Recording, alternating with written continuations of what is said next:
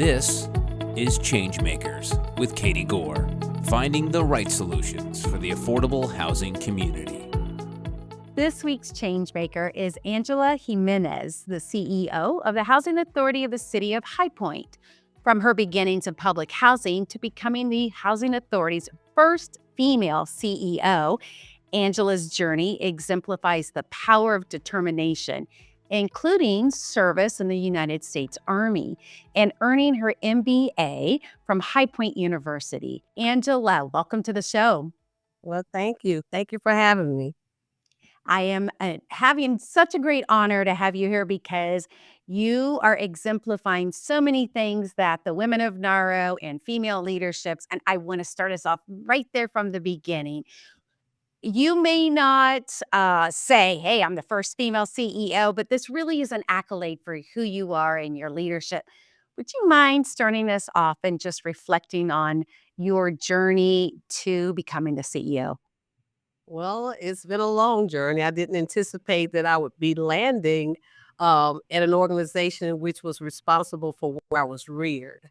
I actually came to the High Point Housing Authority as an executive assistant for the first African American CEO. And in that process, I was able to learn a lot because he expanded my opportunities to assist him beyond just an executive assistant. So in that process, I was able to utilize my knowledge as a former resident and as an administrator and combine those two things together to try to create an environment even for him and to educate even him in how we could better serve the community outside of just doing inside the box, just providing housing and services, but to be able to empower our residents to be able to do more and be able to use Housing Authority as a transition station instead of a permanent location. So you started as an executive assistant and your path was from there to CEO, I'm sure with lots of promotions and self-development. What was that like when you were telling people about your professional journey? Maybe now, I'm sure you speak to residents. What's the first thing you tell them about your journey? Well, as I was saying before, because I was a former public housing resident, I think it helped them to be able to connect. A lot of times when it is I always say you can't tell a person about having a baby unless you've had a baby. So sometimes it's a lot easier for you to communicate with somebody who has like experience. Because I was a former public housing resident, I could relate to a lot of the things that they were talking about. And I was more validated with them because I would say I grew up in all these communities right along with you. So if I can take these steps and do what I'm doing, you definitely can do the same thing. Right. And how does that impact how you handle resident programs now? Um, because I take everything from the perspective as a resident. What did I need as a resident that the agency did not provide? Or Mm, what did I need as a resident that the agency actually did provide? right. One of the things that I noted in my process is that a lot of the individuals that I'm encountering that are having a lot of challenges did not have early childhood education. That was one of the things that I noted. A lot of my employees that were former residents, all of them had early childhood education. So one of the things that I'm trying to implement back into our community is early childhood education. If you don't have a good start from out of the box, is you're always working to catch up. So we have put programs and services starting from 0 all the way up to our most elderly resident, which is about 94 years old, to be able to educate them where they are so they can be prepared for the next level. Excellent. And education is such an economic mobility. And like you just mentioned, it's going to be able to give them that next step up. I am interested to hear what's going on in the affordable housing market in High Point. Like, tell us the state of housing and what the market conditions are like. Tell us a little bit about High Point, too. Yeah. Well, High Point has a need or has a shortage of about 10,000 affordable housing units within our city. Last check, we had about 140,000 people within our community. As far as the housing authority is concerned, as we are working to bring people up to a level of, we call it leveling up, to a level that we can help them to transition to the private market. But there's nowhere for them to go in the private market. We need more affordable housing. So the city is crafting different types of scenarios in which we can try to find ways to promote more affordable housing within our city. And what's that housing look like? Is it multifamily, multi-stories? Is it individuals? Like, or is it just doesn't matter, all of it's needed? What is your All of the target? above. All of Okay. the above, all of the above. But the main thing is decent, safe, and sanitary housing. We have Wow. a lot of old housing stock within our community. And most of the housing that's in our community is owned by someone who don't currently still live in the community, but they're renting the housing in the community. So the city has taken a strong stance on making sure that the housing that is in the city meets minimum housing codes. They're decent, they're safe, and sanitary. But the problem that escalated already the shortage of housing within our city is COVID. When we had the moratorium, there was a lot of landlords that could not evict during that period of time. So after that, we also had a lot of companies or individuals coming in buying up a lot of the housing stock, Mm.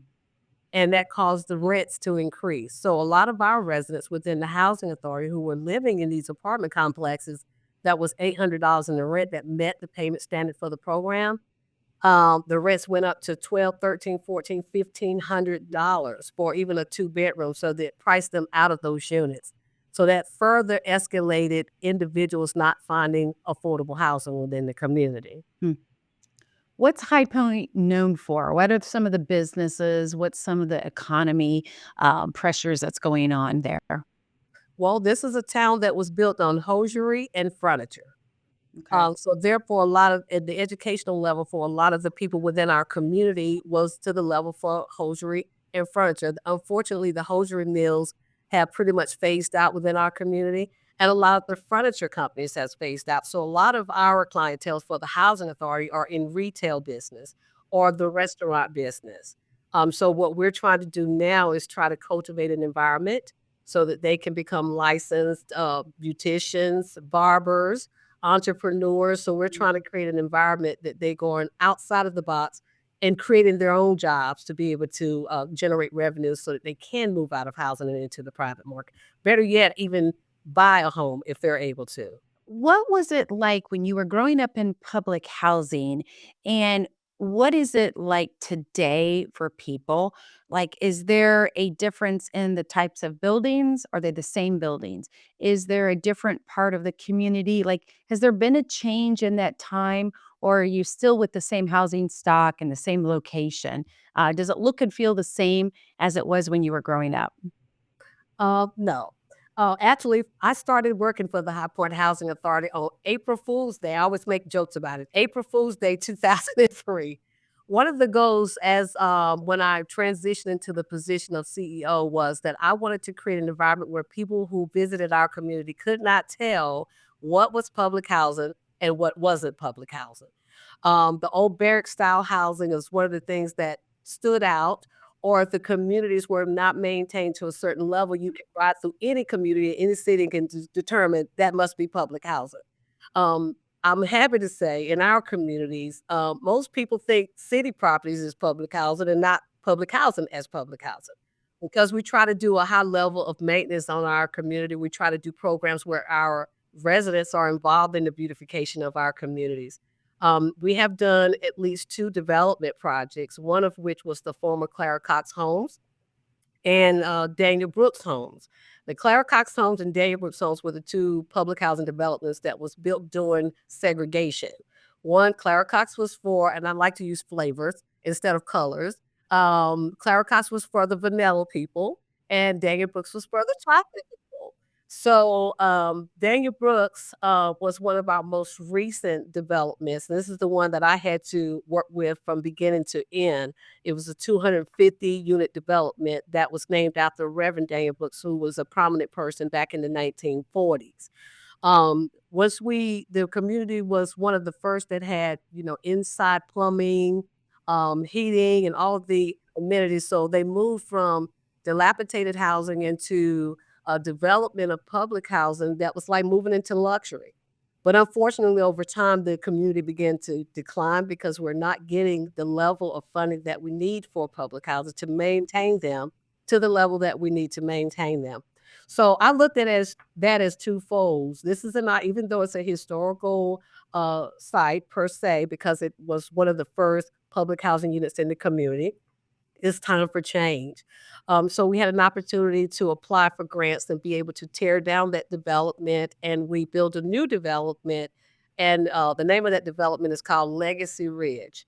And we wanted to, the community wanted to maintain the essence of the fact that that was the first African American public housing community.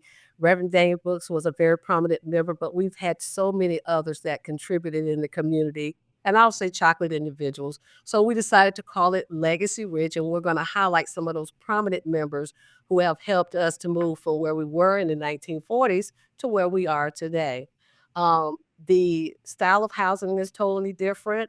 We built them so that they would look like high-end housing, but on an affordable rate. Park Terrace, our first development, very beautiful community. They have all of the amenities that a three-star, I would say, housing development would have. They have a saltwater swimming pool. They have a community center, a business center. They have laundry center. They get family self-sufficiency programming within those communities. Anything that we build comes as with the attachment of the fact that you have to be working, you have to be able to get family self-sufficiency, be in that program to be able to help meet goals, to help you to be able to be self-sufficient. Our goal is to move as many people as we can off of public assistance. I have seen some pictures of how you really, really changed the look and feel of public housing. And I mean, I have to think it is because you know what it can be and what it doesn't have to be. I have to believe it's because you have such a great knowledge to be able to make that happen in a redevelopment project, and be able to tackle it where some people would just say, this architecture's adequate, it's fine, but, is my assumption true? Absolutely, because your environment will dictate your behavior. So if we have a nice, beautiful environment for low income people to live in, they're going to want to keep it nice and beautiful. And it makes them feel proud about where they live at. And it helps us, it makes it easier for us to introduce new opportunities for them to have that type of an environment that they actually have their name on the title and that they own. So in our programs, that's one of the things that we have in our family self-sufficiency program is to go through the home ownership process. Even if you're not ready right now to buy a house, you will know exactly what you need to know when you get to that point, and we're going to prepare you. So if you decide to by the time we get to the end of the process, then we're going to walk you all the way to the closing table. So we have had many of our residents to actually go out and buy homes. So that's our goal, ownership. Fantastic. Another thing that caught my eye about what you guys are doing and is related to the Brockman Academic Center. Tell us some more about that. Well, the Cecil Brockman Academic Center was put in place, as I was indicating earlier. We want to try to work with our youth from zero all the way up to our most senior person. We don't have a per se center where we can house and do academic programs for our youth. So we took a 3-bedroom house and we turned it into the Cecil Brockman Youth Academic Center with $25,000 grant from from the state. I'm sorry, from the state. That facility, we designed it under the STEM program. So we work with the school system because we're not teachers. We work with Ready for School, Ready for Life, and they came in and helped us to create an environment of learning. Because for us, where our thought is about housing, a person in education knows that if you have certain colors in a room, things set up in a certain way in the room, it affects the learning of that child. So we took the experts in the education arena to help us set up and design that location. And we also had an NFL football player, former football player, William Hayes, to create a gaming room for the kids. So that's the incentive. If you do a certain amount of reading per day, or if you bring your grade point level up a certain point, we have incentives that he put in place that the kids would be able to benefit from. We had trouble for whatever reason getting tutors. And so we found that the older kids or some of the kids who had higher GPAs in certain categories, math, science, reading, they were actually helping the younger kids or the kids who had the weakness in that area. So, in an effort to give them the benefit of that, we started a ambassador program. So the kids that have higher GPAs are coming in and helping the children who don't have the knowledge to be able to bring their GPAs up. They're spending as much time as they can with the other youth to be able to do that. So our youth educational program, right now, our kids are preparing for a STEM contest for the first in the history of this housing authority, which we're Excellent. excited about. We try to make sure the kids started a TikTok page because again, when they go to school, if they're not doing great, they're just hearing all these negative things about them, and we're trying to create an environment that's positive and that sees them and that recognizes even the smallest achievement that they're making. And the self-esteem we see go from 0 to 100 in a very short period of time. Mhm. This model is so fantastic. It's one of the many reasons I wanted to have you on this ChangeMakers podcast because I think sometimes we get stuck in that same delivery. Oh, it's the school's problem. Oh, it's the parents. They need to be engaged. And then housing authorities sometimes are reluctant to do these extras that you just described and really meet the needs of the kids who are on in the communities. And so this to me is just phenomenal that you guys offer such a balanced approach, something that's fun with the gaming and then obviously meeting those educational goals. What do the kids say to you when they have spent time there? What is it you hear from them all the time? Well, they love it. I mean, I'll say this, we try to highlight them whenever they have accomplishments. We always get a photo of them with the accomplishment that says they're a star. We put it on social media. So they love the positive reinforcement of every little achievement that they make. All of our programs are designed to teach all of our programs. We have a Camp Med program. I didn't want to have our staff spending time babysitting the children. We wanted to make sure we had something with substance that could help cultivate their mindsets. So we have a summer enrichment program. We have Camp Med. We have a lot of our kids that have gone through the Camp Med program who are now in college in med school. So we have a lot of kids that wanted to be football players and all these other things. And when we connect them with, we have what we call keeping your options open. And we have leaders from different professions that come in and talk to our kids about their professions. I think the very first session that we had, we keep the guys and the girls separated. So we have sessions for the boys, sessions for the girls, because we believe in focus. So we have guys talking to the guys and the girls talking to the young ladies. And the first year we had an African American developer, female, and the young lady said, I never knew we did anything like that. So the developer then said, okay, well, why don't you bring the kids down to Charlotte and I can let them meet other architects and developers and designers and we can take them around and show them the work that we do. They took the trip to Charlotte and the kids came back and said, I want to be an architect. I want to be an engineer. So again, if they can't be what they can't see, so we try to expose them to as much as we possibly can. And we also, it's very important that kids can see themselves. The majority of our population is people of color. So we try to make sure they can see themselves in this environment. You know, they can see themselves as a judge, as a lawyer. Even though we're creating diversity within our programs, the kids have to be able to see that I can do that too. That's another thing that we try to do. We also have a youth financial literacy program.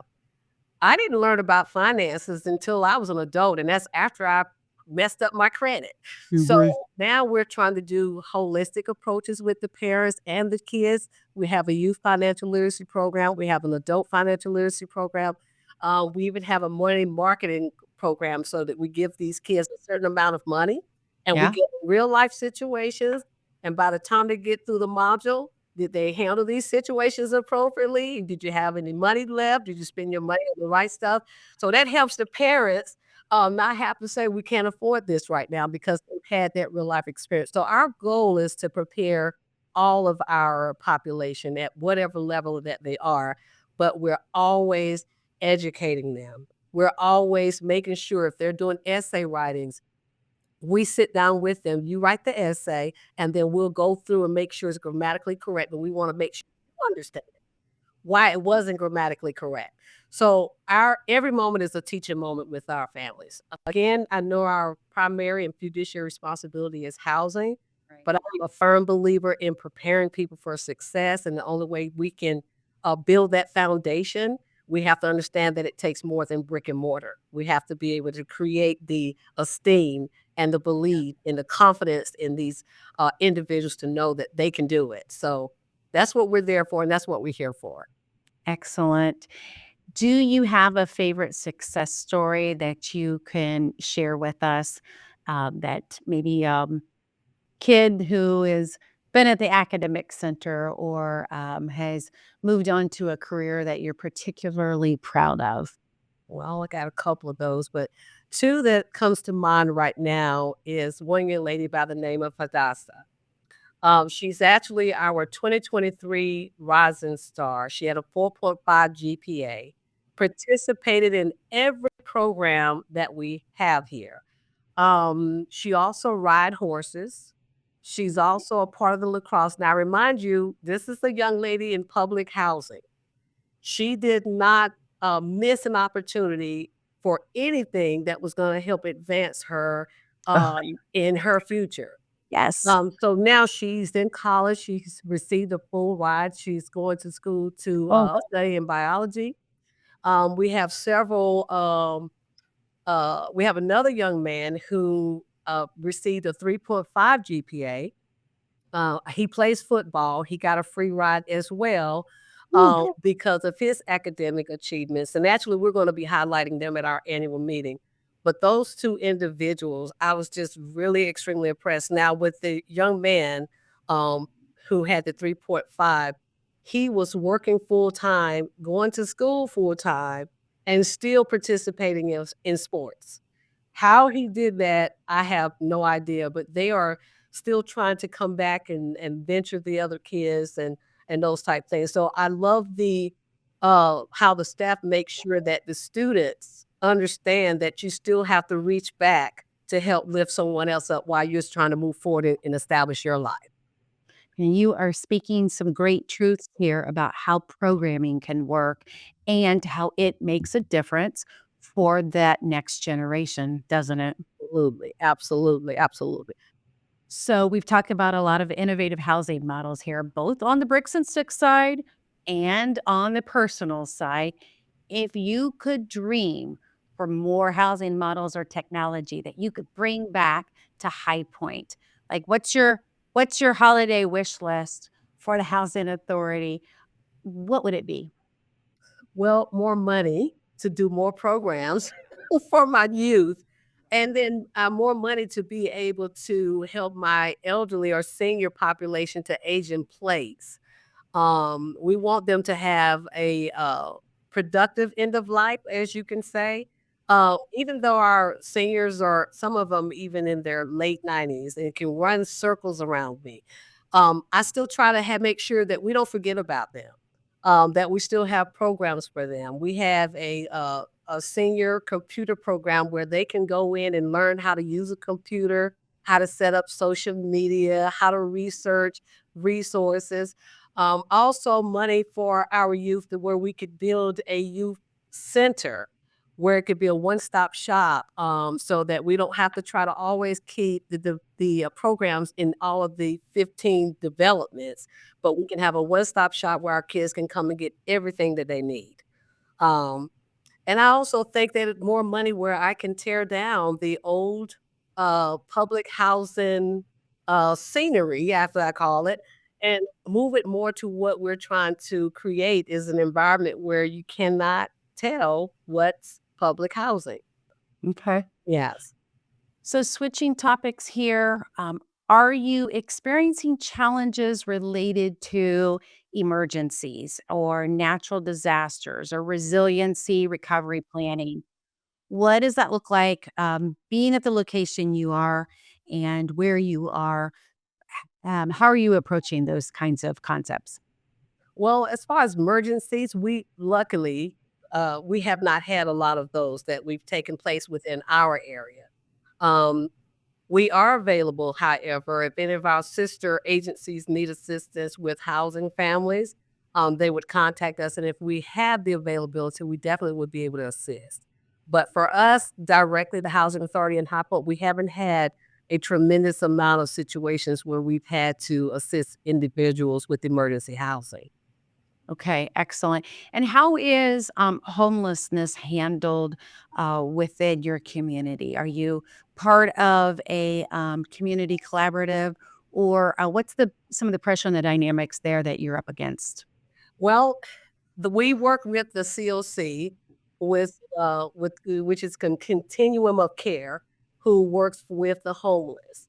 One of our challenges is making sure the organizations that work for the homeless understand is if we only have 100 units, we only have 100 units.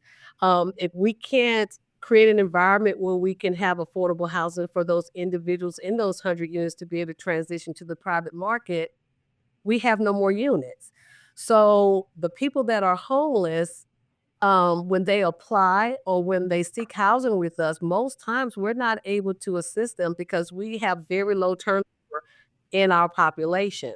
So that's why it's so important for us to try to create an environment to get the higher income people up and out into the private market.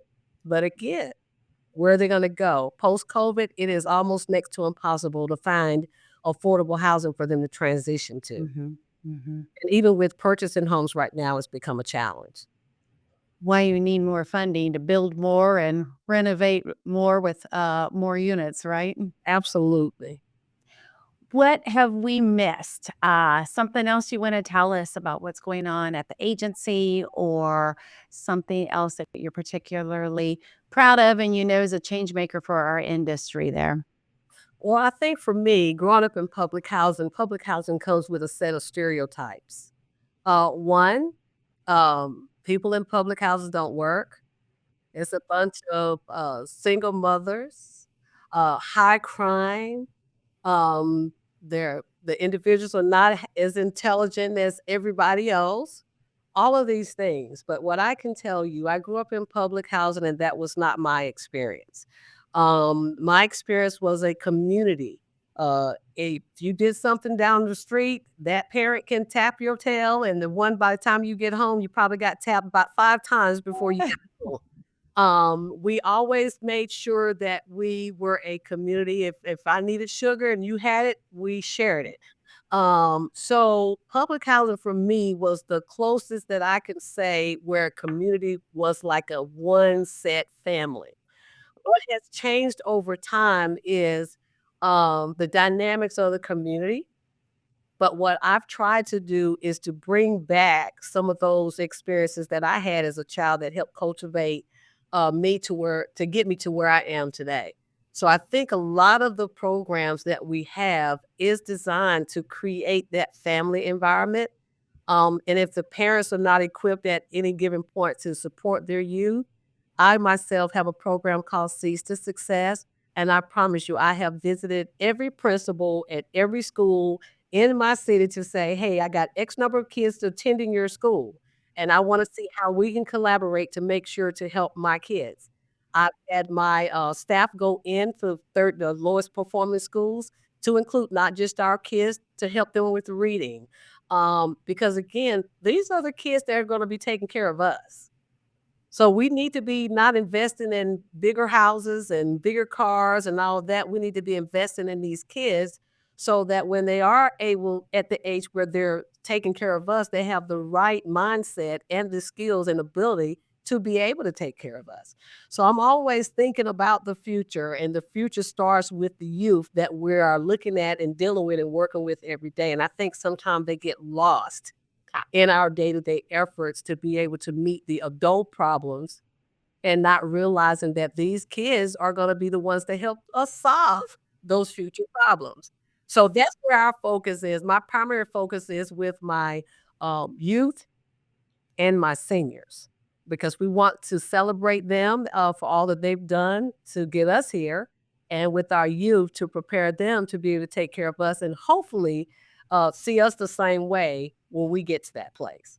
So that's my biggest goal. I'm glad you mentioned stereotypes because it is part of all of our responsibilities who's in this industry is to continue to chip away at those preconceived notions about the people who are in affordable housing or the people who need it. And if there's anything we've learned for these last several years through this national pandemic is that everybody is really, really close and on the verge with a few short steps of needing housing or needing affordable housing or being housing insecure. And I don't think that was on a lot of people's radars before the pandemic. And so now there is a lot of conversation about affordable housing.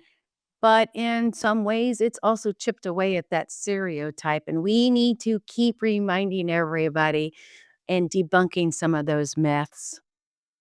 Well, I can tell you when I've been homeless twice myself, so I can tell you firsthand. I was in the military and I went through a divorce. I found myself moving from a nice, beautiful home, shopping for name brand clothes, wearing the best of everything, to a two-bedroom apartment in public housing in High Point, North Carolina. So I try to make sure every opportunity I get, whenever I have to go out and do talks, that I remind people that you have to be mindful of that. You can have everything today and you can be here tomorrow. So it's so important to make sure you understand that number one, the population of the people in the community, you would be surprised of who is in the community. So all of that said to say that we all need to be mindful that where we are today, that can change in a flash. So we need to be mindful of the fact that the Bible states that we are only as good as the least of us. So if we're not paying attention to the people who currently right now cannot afford affordable housing, that's going to impact everything else. So we have to look for where there is the least to make us the greatest. That's what I see. Well, I appreciate you sharing that, and that resonates a lot with me and my own personal journey.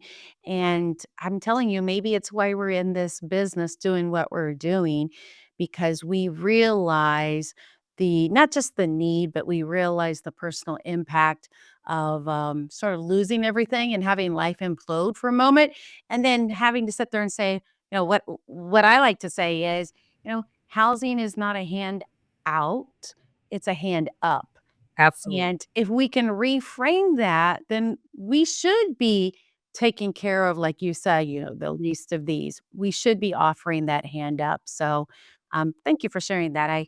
I know that we all get concerned about the regulations and the compliance and the grounds being kept up, which are all very fair, but we need to be reminded about why we're doing this and who we're helping. So, I appreciate you coming on here. It has been a pleasure. You are definitely a force of change, and you are definitely making a great impact for the city of High Point. So keep up the good work. Thank you so much. Thank you for having me again. Thanks for listening to ChangeMakers with Katie Gore. To find out more about Katie, go to quadel.com. That's QUADEL.com. This has been a production of Forbes Books Radio.